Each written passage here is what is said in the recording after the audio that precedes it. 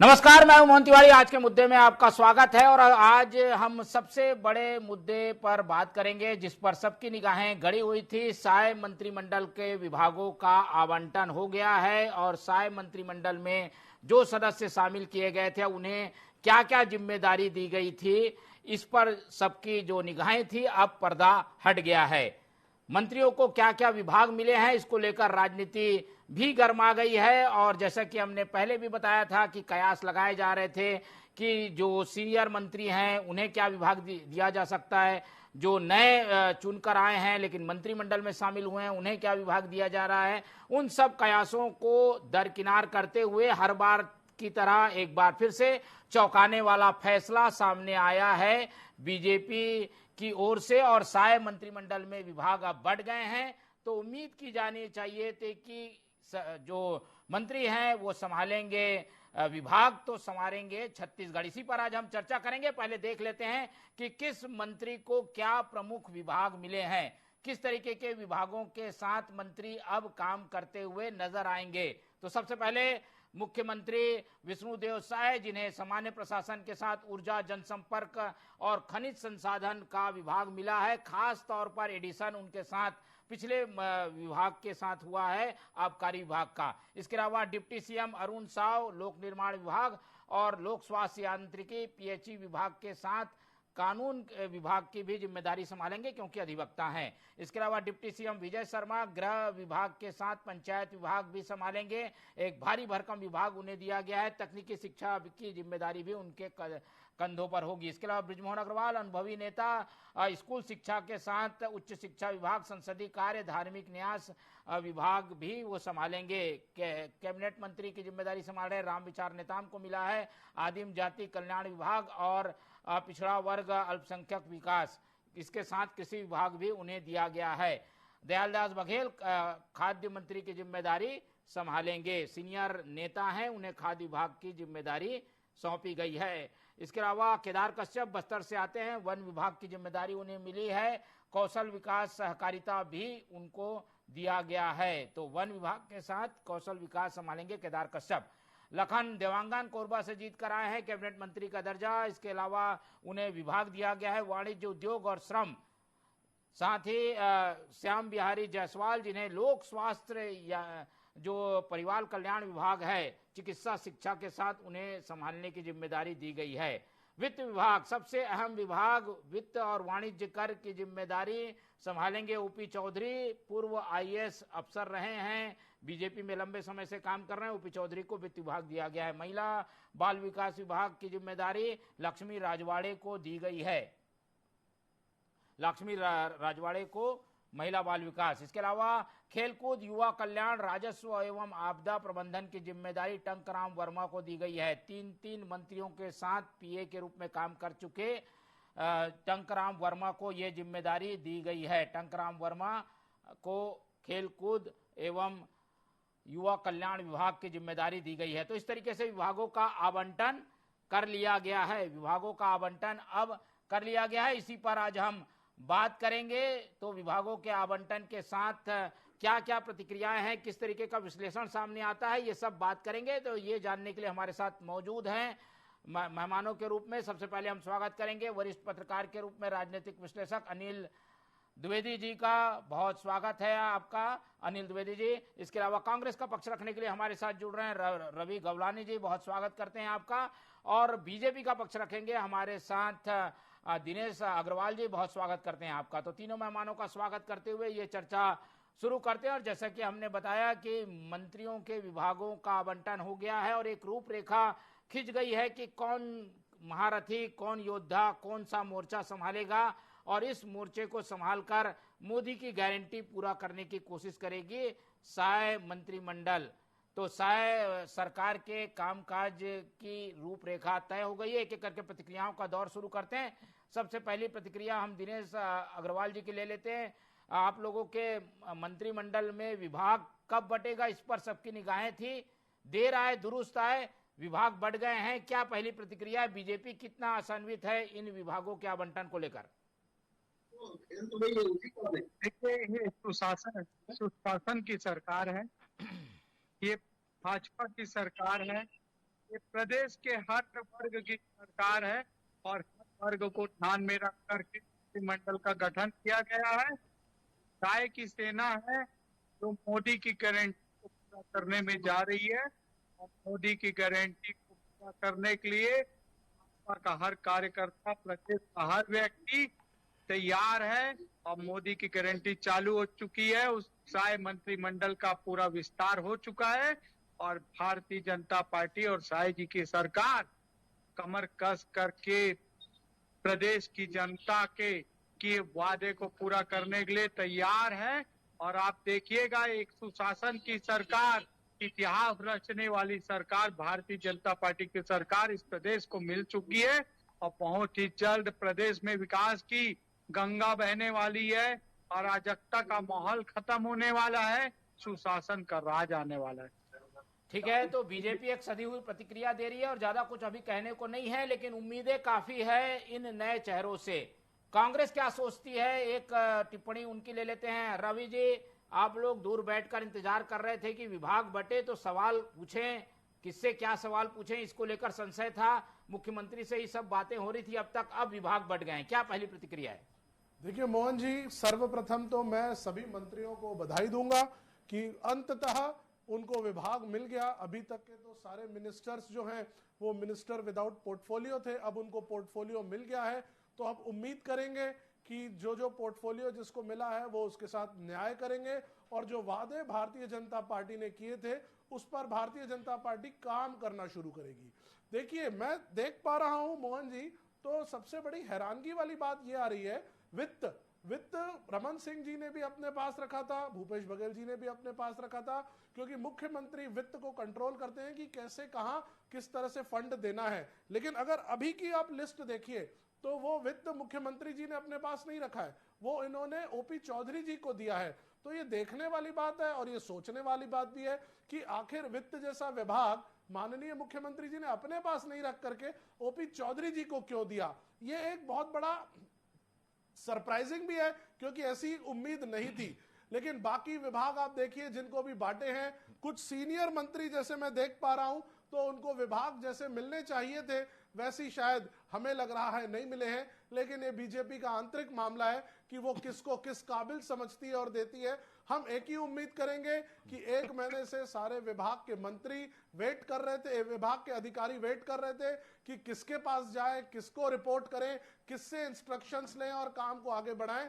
ये ध्यान दें, यहां पर जो कानून व्यवस्था बिगड़ रही है 1 महीने में, अगर आप देखेंगे तो बहुत सारी चीजें बेलगाम हो रही थी, क्योंकि अभी तक के मंत्रियों में विभागों का बंटवारा नहीं था। तो जल्द से जल्द सारे मंत्री अपने विभागों पर बैठेंगे और अपने काम को पकड़ना शुरू करेंगे।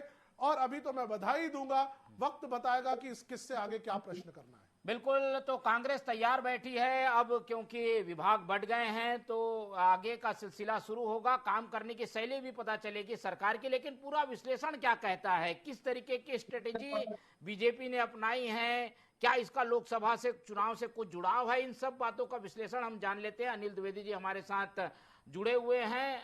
अनिल जी, क्या प्रतिक्रिया है आपकी इस पूरे विभाग वितरण को लेकर?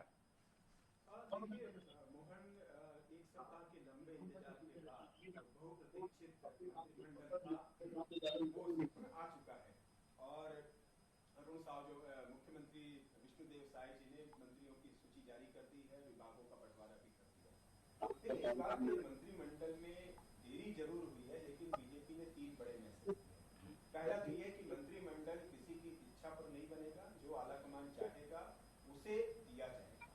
दूसरी बात यह है कि योग्यता के हिसाब से तय होगा। तो मान लीजिए अरुण साहब यदि वकील है तो उन्हें कानून मंत्रालय से दिया गया। यदि ब्रिजमोहन अग्रवाल ने पिछली बार धर्मस्व विभाग सबसे छोटा विभाग माना जाता है, उसे यदि उनको दिया गया धर्मस्व विभाग, तो इसका मतलब यह है कि उन्होंने राजिम कुंभ जैसा एक बड़ी सफलता देश को दी थी। तो धर्मस्व विभाग उनके जिम्मे आ गया। लेकिन ठीक है, वो ब्यूरोक्रेसी में रहे हैं, प्रशासनिक अफसर रहे हैं, इसलिए फाइनेंस एक बड़ा मुद्दा है। खजाना खाली है, खजाने को कैसे भरना होगा, विभागों को कैसे उसमें हिस्सेदारी होगी, योजनाएं क्या क्या चलेंगी, ये सब फाइनेंस मिनिस्टर तय करेंगे। तो ओपी चौधरी का जो अनुभव है एज ए प्रशासन अफसर के तौर पर, वो आप देखेंगे कि वित्त और बाकी जो विभाग है टैक्स का, उस पर भी उन पर नजर आएगी कि टैक्स कैसे आता है, फाइनेंस कैसे पूरा होता है और खजाने कैसे भरे जाते हैं। तो इस प्रकार ये दूसरा मैसेज दिया कि जो जितना योग्य होगा उसको उतने ही विभाग पद दिए जाएंगे। और तीसरी बात यह है कि इस बार के मंत्रिमंडल में कोई रेपुटेशन नहीं है विभागों का। आप पिछले 15 साल का रमन सर का कार्यकाल उठा देखिए, बहुत से मंत्री वही विभाग मिलते थे जो पिछले 5 साल में रहे हैं वो। तो इस बार ये चेंज भी बीजेपी ने एक किया है। एक बात और मैं बताऊं आपको कि मंत्रियों के मंत्रिमंडल को लेकर के काफी मारामारी हुआ करती थी। मुख्यमंत्री का विशेषाधिकार होता है, तो इसलिए मुख्यमंत्री के पास अप्रोचेस लगाए जाते थे कि हमें ये मंत्रिमंडल मिल जाए, हमें ये मिल जाए। कई राज्यों में तो ये भी सुनने आया कि बकायदा उसके लिए लॉबिंग होती थी, पैसा खर्च किया जाता था कि मालदार विभाग मिल दिया जाए। इस बार बिल्कुल ये चीज नहीं हुई है। और मैं आपके दर्शकों को एक बड़ी घटना बताना चाहूंगा कि जब 1998 में मध्य प्रदेश भोपाल में कांग्रेस की सरकार बनी, दिग्विजय सिंह मुख्यमंत्री बने, तो वो एक व्यक्ति को मुख्यमंत्री नहीं बनाना चाहते थे, मैं उनका नाम नहीं लूंगा, मंत्री नहीं बने, लेकिन कांग्रेस आलाकमान ने बोला कि मंत्री बनाना है, तो उनका मंत्री तो बना दिया, लेकिन 6 महीने तक उन्हें बिना विभाग का मंत्री रहने दिया था। और नाम था उनका पुष्पराज सिंह, रीवा के महाराजा थे। और अंततः वो इतने खिन्न हो गए कि अंततः उनको रिजाइन करना पड़ा। तो मुख्यमंत्री का विशेषाधिकार होता है कि उसे कौन सा मंत्रिमंडल में किसे देना है और किससे यहाँ क्या साय अपनी चला पाए हैं या ऊपर से जो चिट्ठी आई होगी वही चली है? और सीनियरों के साथ क्या न्याय हो पाया है क्या? देखिए, अब जो मोहन आप भी जानते हैं, बहुत सीनियर जर्नलिस्ट हैं आप भी, बीजेपी की जो पॉलिटिक्स अब आ गई है उस पे किसी एक व्यक्ति की अब चलना बहुत मुश्किल होगा। केंद्र का हस्तक्षेप है। और यहाँ पर जहां तक मैं विष्णुदेव साय जी के नेचर को समझता हूं, वो पार्टी में हमेशा सर्वमानुमति के आधार पर चलने वाले नेता हैं। आप देखिए कि ओएसडी तय करना सबसे छोटा पद होता है। मुख्यमंत्री को अपना ओएसडी तय करना है, ये मुख्यमंत्री तय करेंगे, लेकिन उन्हें भी तय करने में 1 सप्ताह लग गया क्योंकि क्लियरेंस केंद्र से नहीं मिल पाया। और इसका मतलब ये नहीं था कि क्लियरेंस देरी करने के लिए आप कोई शक कर रहे थे किसी पर, उसका मतलब ये था कि जो ओएसडी आप तय कर रहे हैं वो कितने ईमानदार हैं, उन पे कोई बेदाग तो नहीं है, क्या वो सरकार में कोई काला धब्बा तो लगाने लायक नहीं रहेंगे। ये सारी चीजें तय करके वहां से तय किया गया, तब उन्होंने ओएसडी तय किया है। सलाहकार देखिए, आप अभी तक सलाहकार नहीं बन पाए। तो मुझे लगता है कि विष्णुदेव साय मुख्यमंत्री जो है वो संगठन और आला कमान की सहमति के साथ ही आगे बढ़ेंगे। ठीक है, कहीं ना कहीं पीछे से इशारा हो रहा है और उसी इशारे पर साय जी चल रहे हैं। एक आखिरी टिप्पणी ले लेता हूं रवि जी की, उसके बाद उनको कहीं जाना होगा तो हटेंगे भी। क्या लग रहा है, साय को कोई पीछे से चला रहा है, वो ऊपर से चिट्ठी आ रही है, उसी आधार पे कांग्रेस चल रही है? आपका क्या मानना है रवि जी? मोहन जी, बहुत बेहतरीन प्रश्न आपने किया है और हमारे वरिष्ठ पत्रकार अनिल जी ने भी इस बात पर अपनी बात रखी, लेकिन दृष्टिकोण है, देखने का नजरिया है। मैं तो ये समझ रहा हूं कि माननीय मुख्यमंत्री बहुत सुलझे हुए व्यक्ति हैं, आदिवासी समाज से आते हैं, लेकिन उनकी चल नहीं रही है, उन्हें कंट्रोल किया जा रहा है। उनकी एक एक निर्देश के ऊपर कड़ी निगरानी है और वो निगरानी सीधे दिल्ली से कवर हो रही है और जैसा दिल्ली फाइनल आदेश दे रही है वो चल रहे हैं। मुख्यमंत्री बन जरूर गए हैं, लेकिन कहीं ना कहीं हाथ बंधे हुए नजर आ रहे हैं। ये कहना कि उनकी जो वो जिनकी नियुक्तियां कर रहे हैं उनके पीछे उनका बैकग्राउंड चेक किया जा रहा है, ये एक नजरिया हो सकता है, लेकिन ऐसा नजरिया ब्रॉड वे में दिख नहीं रहा है। सिर्फ एक ही चीज दिख रही है कि उनके हर चीजों के ऊपर केंद्र क्या सोच रही है, केंद्र 2024 के चुनाव को क्या देख रही है, या केंद्र के हिसाब से वो चीजें हो रही है कि नहीं। हर चीज सेंट्रलाइज लेवल में दिल्ली कंट्रोल कर रहा है। और मोहन जी, मुझे ये बात छत्तीसगढ़ में नहीं, ये बात तो मुझे बाकी 2 राज्यों में भी दिख रही है, वो चाहे मध्य प्रदेश हो या राजस्थान हो, जितने भी मुख्यमंत्री और बाकी जो विभाग वहां भी बंटवारे होंगे, हर जगह पे केंद्र इस तरह से कंट्रोल करके रखा है। ये बीजेपी का नया रूप देखने को मिल रहा है। इस तरह की चीजें भारतीय जनता पार्टी में सुनते तो नहीं थे। ऐसा भारतीय जनता पार्टी के लोग भी कहते थे कि कैडर बेस्ड पार्टी है, यहाँ के मुख्यमंत्रियों को डायरेक्ट पावर रहता है, बहुत सारे की वो बातें कहते थे। लेकिन जब धरातल पर आप चीजों को देख रहे हैं, तो कुछ भी ऐसा नहीं दिख रहा है। हर चीज दिल्ली से कंट्रोल हो रही है। अब इसके पॉजिटिव भी हैं, नेगेटिव भी हैं, लेकिन मुझे पॉजिटिव कम दिखाई दे रहे हैं। कंट्रोलिंग और अपनी एक डिक्टेटरशिप अलग दिखाई दे रही है। बिल्कुल, तो विपक्ष का काम ही है कि इस तरीके के सवाल वो उठाए, और इस तरीके के सवाल जब उठते हैं तो अब हम सवाल सत्ता पक्ष से इस संबंध में पूछते भी हैं। रवि जी के बाद ये सवाल है वो घूम कर आया है अग्रवाल जी के पास। अग्रवाल जी, आप लोगों की जो स्थिति है, जो देरी हो रही है, पहले तो मंत्रिमंडल में देरी हुई, मंत्री बन गए तो विभाग बांटने में देरी हुई, कहीं ना कहीं कुछ ऐसा चल रहा है जिसका जवाब जनता भी जानना चाहती है, विपक्ष भी जानना चाहता है। क्या आपका मानना है ये देरी की वजह क्या है? क्यों आप लोग इस तरीके के सवालों को झेलने के लिए तैयार हैं? क्या इसका जवाब क्या है, विपक्ष जो सवाल पूछ रहा है? देखिए मोहन जी, भारतीय जनता पार्टी जो करती है बहुत सोच विचार के करती है। बहुत ही निर्णय लेना है और प्रशासन को बहुत अच्छे से चलाना है, क्योंकि भारतीय जनता पार्टी का एक ही संदेश है, सुशासन का राज लाना। और भारतीय जनता पार्टी जो भी कदम उठा रही है बहुत सोच विचार के और प्रदेश के हित में, मेरे युवाओं के हित में, महिलाओं के हित में और इस हर वर्ग के हित में ये फैसले उठाने के लिए भारतीय जनता पार्टी बहुत सोच विचार कर कदम उठा रही है। क्योंकि भारतीय जनता पार्टी का एक ही न्याय है और एक ही नारा है, जब प्रदेश का विकास होगा, मेरे गांव का विकास होगा, मेरे शहर का विकास होगा, तभी देश का विकास होगा।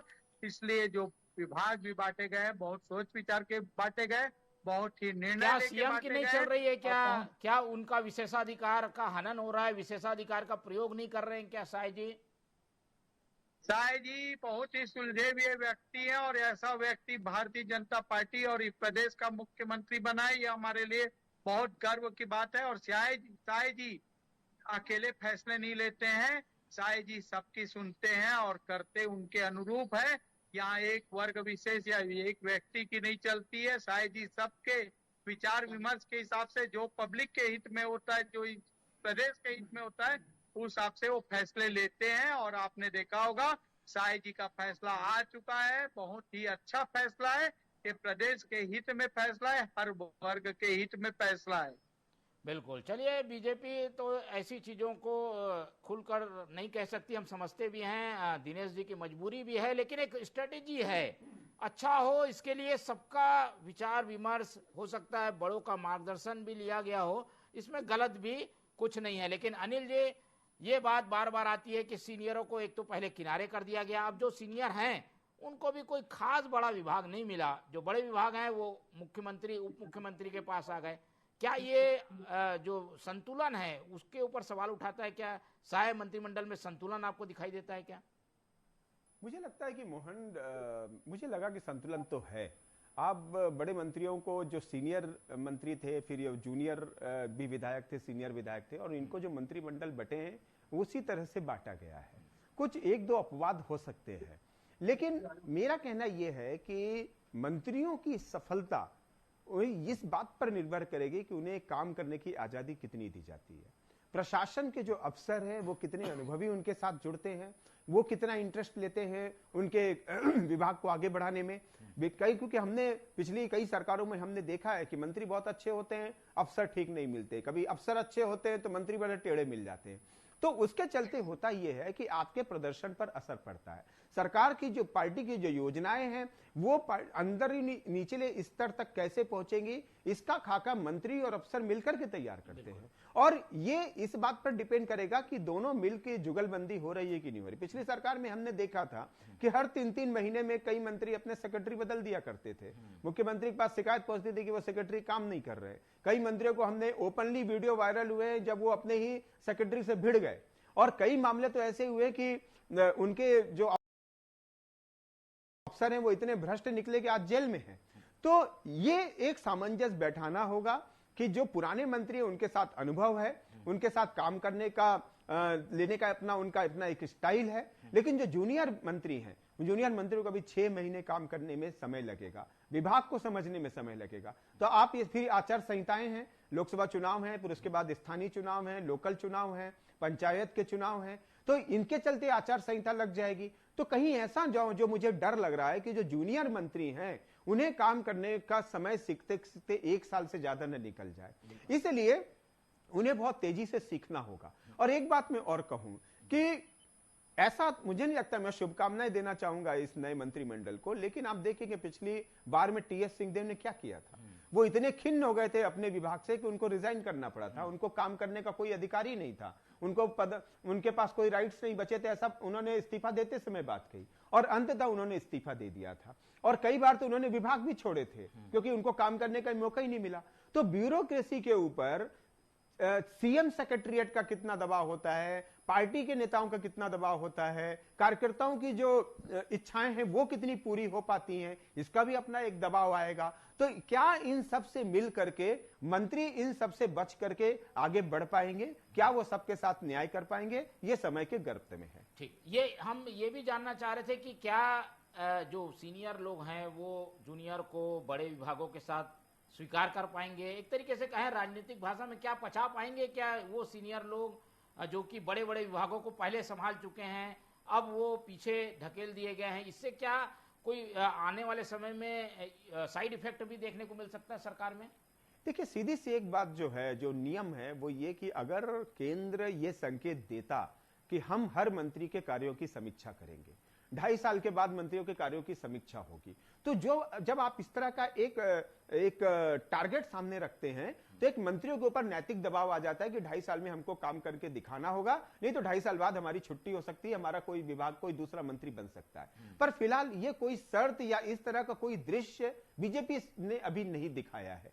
तो मैं जहां तक समझता हूं कि मंत्री सर्वोपरि होते हैं, उनके जो विभाग मिले हैं, चाहे वो जूनियर हो चाहे सीनियर, एक दूसरे के कामों में हस्तक्षेप तो नहीं करेंगे। जो जिसका विभाग है वो उसका मुखिया है और वो रिस्पांसिबल होगा कि वो पार्टी के प्रति रिस्पांसिबल होगा, वो केंद्रीय आला कमान के प्रति रिस्पांसिबल होगा कि वो योजनाएं कैसे पूरी कर पाते हैं, कार्यकर्ताओं के काम कैसे होते हैं। तो वही है कि अभी सबसे ज्यादा दबाव जूनियर मंत्रियों के ऊपर होगा, खासकर महिला मंत्री जो रजवाड़े हैं उनके साथ, या टंकराम वर्मा है उनके साथ, या श्याम बिहारी जायसवाल है, वो दूसरी बार विधायक बने हैं। तो जो लोग दूसरी और तीसरी बार विधायक बने उनके ऊपर तो ठीक है, चलो प्रशासन को चलाने का एक अनुभव होगा, समझने का भी अनुभव होगा, लेकिन जो पहली बार विधायक बन करके आए हैं उन्हें थोड़ा तकलीफ हो सकती है। लेकिन अगर उनके अच्छे आईएएस मिल गए, अगर अनुभवी अफसर उनको मिल गए तो फिर दिक्कत नहीं होगी। दिक्कत सिर्फ ये होगी कि आप जो इसमें आसानी वो ये होगी कि आप कितनी ज्यादा देर तक ऑफिस में बैठते हैं, कितनी अच्छी फाइलें ओके करते हैं और कितनी जल्दी डायरेक्शन और दिशा निर्देश दिए जा रहे हैं। चलिए, ये समय के गर्भ में है, लेकिन टीमों को संभाल लिया है जो साय मंत्रिमंडल के सदस्य हैं, अब उनकी कार्यशैली पर निगाहें होंगी। लेकिन हमारा सवाल एक बार फिर से सत्ता पक्ष से होगा, विपक्ष तो इसमें खामियां निकालेगा ही। क्या ये समन्वय बना रहेगा? कोई ऊंच नीच जैसी बात नहीं होगी, कोई ऐसी स्थिति ना बने कि तेरे पास ज्यादा हमारे पास कम, इस तरीके की स्थितियों को लेकर समन्वय की जो जरूरत पड़ेगी उसके लिए क्या बीजेपी ने सोचा है? क्या ऐसी जरूरत आन पड़ सकती है क्या अग्रवाल जी? बिल्कुल नहीं, ऐसा कोई भी प्रकार का कृत्य यहाँ देखने को नहीं मिलेगा, क्योंकि ये तभी होता है जब लूट खसोट होता है। और भारतीय जनता पार्टी की सुशासन की सरकार है, यहाँ हर कार्यकर्ता, एक छोटा कार्यकर्ता भी प्रदेश के हित में काम करता है। और हमारे ये कद्दावर मंत्री हैं जिनको बनाया गया है, कि सभी जो काम इनको मिला है सुचारू रूप से करेंगे और प्रदेश के हित में करेंगे, आम जनता के हित में करेंगे। और जो भी काम इनको दिया जाएगा प्रदेश की ओर से, पाई जी मंत्रिमंडल की ओर से, वो काम को निसंदेह करने के लिए पूरी तरीके से तैयार है। और किसी भी प्रकार का इस टाइप की घटना जो आप आकलन कर रहे हैं, कोई भी प्रकार की घटनाएं नहीं होंगी। आप देखिएगा, आने वाला समय आपको दिखा देगा। ठीक है। और बीजेपी इसीलिए जानी भी जाती है एक अनुशासित पार्टी के रूप में। उसके कार्यकर्ता चाहे बड़े हों या छोटे काम करते हैं, लेकिन जो कयास हैं वो कयास तो अपनी जगह कायम है। एक बार विश्लेषण के रूप में हम समझने की कोशिश करते हैं। अनिल जी, 4 बड़े लोग, बृजमोहन अग्रवाल, दयाल दास बघेल, राम विचार नेताम और केदार कश्यप, ये 4 के भूमिका जो है वो हमें ज्यादा दिखाई नहीं दे रही है। सरकार में कोई बड़ा विभाग पोर्टफोलियो में मिल गया हो ऐसा दिखाई नहीं देता। बड़े विभाग हैं, अरुण साव, विजय शर्मा, इसके अलावा जो ओपी चौधरी, इनके पास दिखाई दे रहा है। तो क्या इसका कोई असर होगा? इसका कितना फायदा नए लोगों का बीजेपी को मिलेगा या पुराने लोगों को पीछे करने का क्या हो सकता है रिएक्शन? देखिए मोहन, ऊपर के जो 4 बड़े सीनियर मंत्री रहे हैं वो भी 15 साल के अंदर में भी मंत्री रहे हैं और चारों ही, केदार कश्यप का भी 10 साल का 15 साल का अनुभव है, बृजमोहन जी का तो है ही, रामविचार नेताम भी एक बार मंत्री रहे हैं, तो उनका भी अपना पंचायत वगैरह का अच्छा अनुभव है।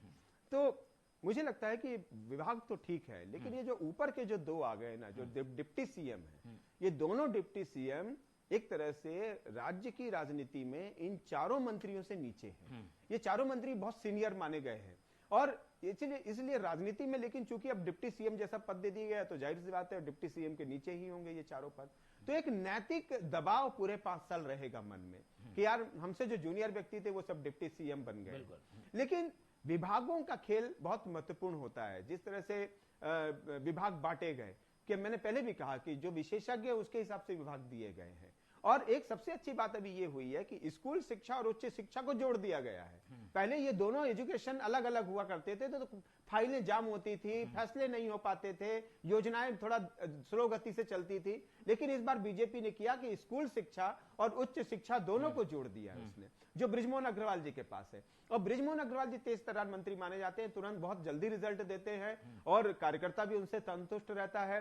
तो मुझे लग रहा है कि वो बहुत अच्छा रिजल्ट दे पाएंगे। फिर बड़ी बड़ी योजनाएं हैं एजुकेशन को लेकर के, जो दावे बीजेपी ने घोषणा पत्र में किए हैं वो उनको लागू करना होगा। हालांकि ये इस तरह का दबाव, इस तरह के परिणाम देने की, जो रिजल्ट देने की जो कार्यशक्ति, वो तो सारे मंत्रियों में दिखाई देगी। बिल्कुल। लेकिन मैं एक बात और कहना चाहूंगा कि आपको याद होगा कि अभी संकेत दिए हैं बीजेपी ने कि प्रत्येक मंत्री के साथ एक एक संगठन का व्यक्ति भी अटैच होगा। ये क्यों किया गया? ये इसलिए किया जा रहा है कि ताकि संगठन के कार्यकर्ता और नेता पदाधिकारी अपने आप को अलग महसूस न करें, मंत्री उच्छृंखल न हो जाएं, मंत्रियों पर एक दबाव बना रहे, एक तीसरी आंख काबिज रहे संगठन की। इसलिए बीजेपी ने कहा कि हम इसको संगठन के साथ एक व्यक्ति इसमें जोड़ेंगे। हो सकता है वो प्रभारी के तौर पर हो सकता है उसको कोई पद दे दिया जाए कि भाई इस पद के हिसाब से मंत्रियों के साथ अटैच रहेंगे। आपको याद होगा मोहन कि जब बीजेपी की पहली बार सरकार बनी तो संगठन ने एक प्रयोग किया था कि बीजेपी कार्यालय में प्रति सप्ताह एक एक मंत्री आते थे और वो कार्यकर्ताओं से मिलकर उनका निदान करते थे। हालांकि ये प्रयोग ज्यादा दिन नहीं चल पाया था, गुण और दोष के आधार पर उसको फिर बंद करना पड़ा। लेकिन फिर जब तीसरी बार सरकार बनी तो फिर ये प्रयोग शुरू किए गए थे, तो वो प्रयोग बहुत ज्यादा सफल नहीं रहा। अब ये बीजेपी के सामने चिंता हो सकती है कि अगर कार्यकर्ताओं के काम हो, संगठन के बातें सामने रखी जाएं, उनको माना जाए, फिर एक तीसरी आंख आरएसएस की भी रहेगी। आरएसएस भी एक दूर से निगाह रखता है कि कौन मंत्री कितनी ईमानदारी से काम कर रहा है, कितना अच्छा रिजल्ट दे रहा है। ये सारी चीजें, और आरएसएस को जो सबसे बनाए हो यहां, तो वो हिंदुत्व को आगे मजबूत करने के लिहाज से कौन मंत्री कितना आगे हेल्प कर सकता है, ये बात देखनी है। बिल्कुल। तो किसी भी पार्टी की ये प्रमुख प्राथमिकता होती है कि उसके विचारधारा का इंप्लीमेंट हो और सरकार में आने के बाद इसकी कोशिश हर विभाग के जरिए की जाती है। ऐसे में विभागों का आवंटन काफी महत्वपूर्ण होता है और साय की जो टीम है उसने अब काम करना शुरू कर दिया है। उनके मंत्रिमंडल के विभाग बंटने के बाद उम्मीद यही है कि नए लोगों को जो नई जिम्मेदारी है वो उसे बखूबी निभाएंगे, पुराने लोगों के अनुभव का भी लाभ मिलेगा। तो जो संतुलन को ध्यान में रखकर मंत्रिमंडल बना है वो अपने बेहतर ढंग से जो प्रदर्शन है वो कर सके और प्रदर्शन को हर बार हम इसी कसौटी पर कसने की कोशिश करेंगे। आज पहला दिन था इसलिए जल्दबाजी नहीं करेंगे, केवल उम्मीद रखते हैं कि नए लोग जो जिम्मेदारी संभाल रहे हैं उसे बेहतर करके लोगों को दिखाएं। फिलहाल आज के मुद्दे में इतना ही। हमारे साथ अनिल द्विवेदी जी जुड़े, उनका बहुत धन्यवाद। हमारे साथ रवि गवलानी जी थे, उनका बहुत धन्यवाद। हमारे साथ दिनेश अग्रवाल जी ने समय दिया, उनका बहुत धन्यवाद। तो सारे लोगों का धन्यवाद करते हुए आप लोग से उम्मीद रखते हैं कि आप लोग देखते रहिए TV24। रखिए अपना बहुत ख्याल। नमस्कार।